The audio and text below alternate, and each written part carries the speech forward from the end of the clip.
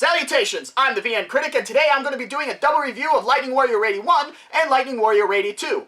Now before I start, I do have to let you know that both of these games are 18 plus rated, so please make sure you're of that legal age before purchasing or playing these games.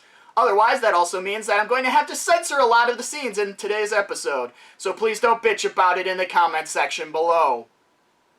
Otherwise, hold on to your butts as we jump into this RPG dungeon crawler game where it doesn't matter whether you win or you lose, just as long as you get 100% of the CG. The origins of both games date back to the mid-1990s, where the rise of personal computers meant only big things in store for a little Japanese erotic video game company known as ZYX.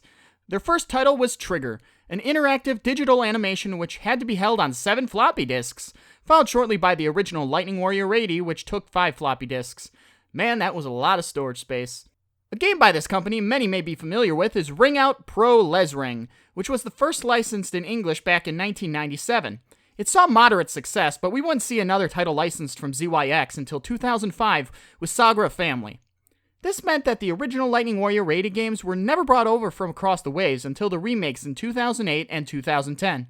The Raidy series has since become one of ZYX's greatest successes in the English market, with most of its distribution being done by G Collections, which is a subsidiary of Just USA, which was founded by Peter Payne.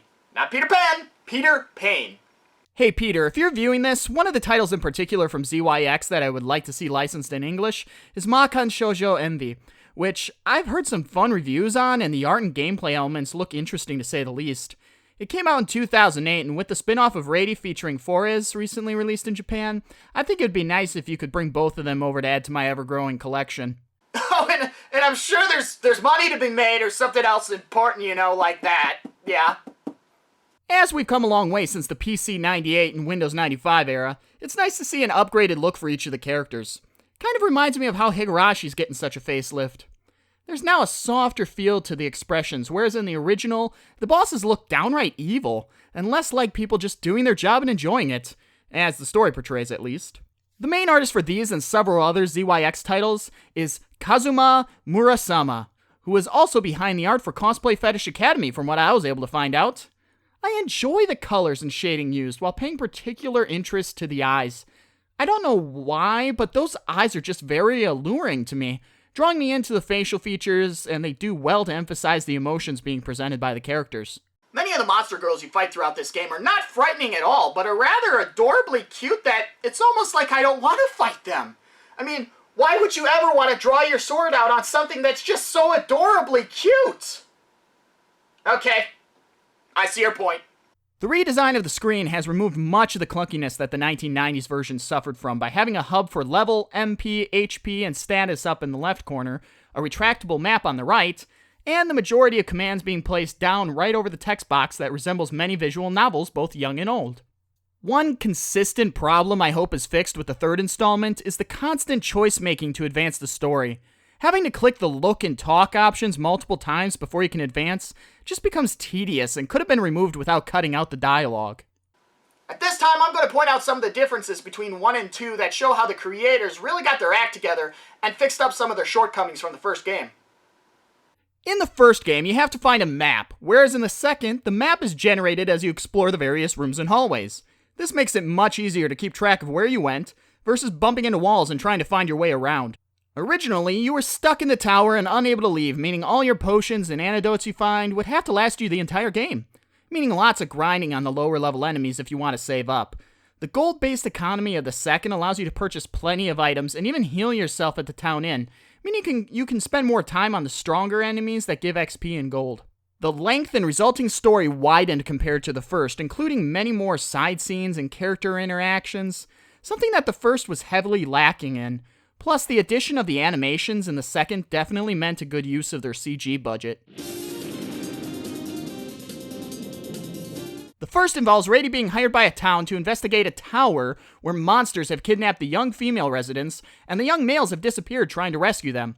Each floor possesses a boss who is training girls to become slaves for the obvious sex demon Cubist.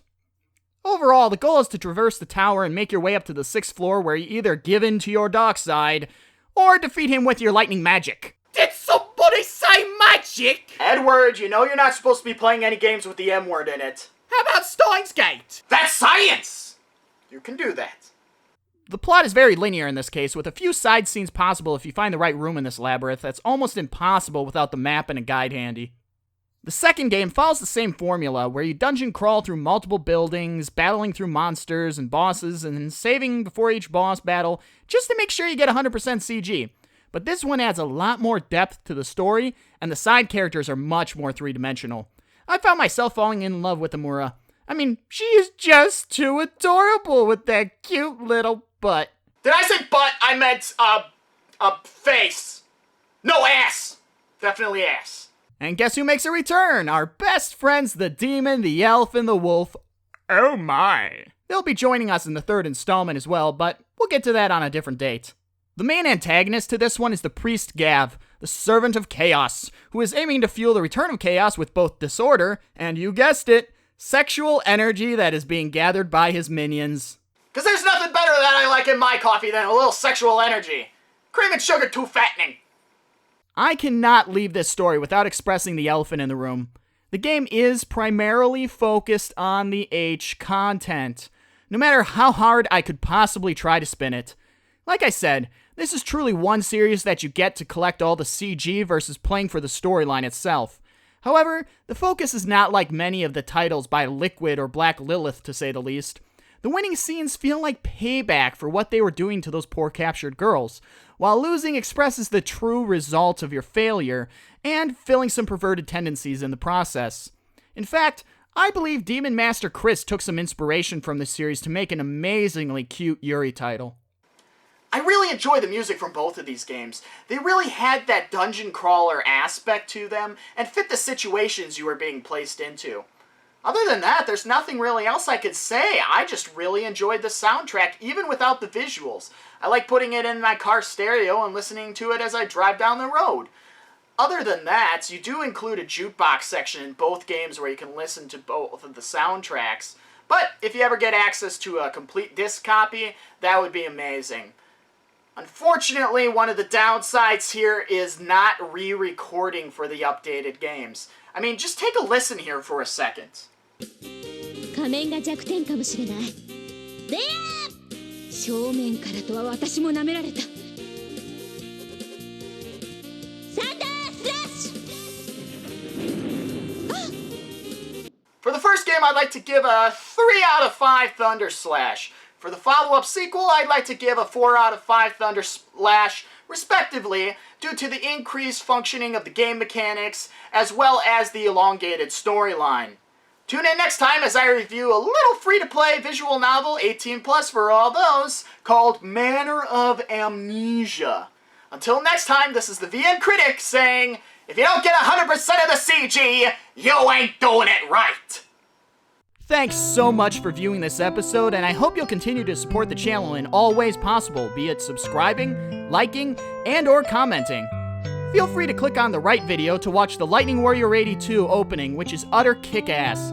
The song is Blade of Thunder, sung by Sakuya Kurisaki. Click on the left to view the previous episode of the VN Critic, where I talk about the wonders and pleasures of Huniepop. See you next time!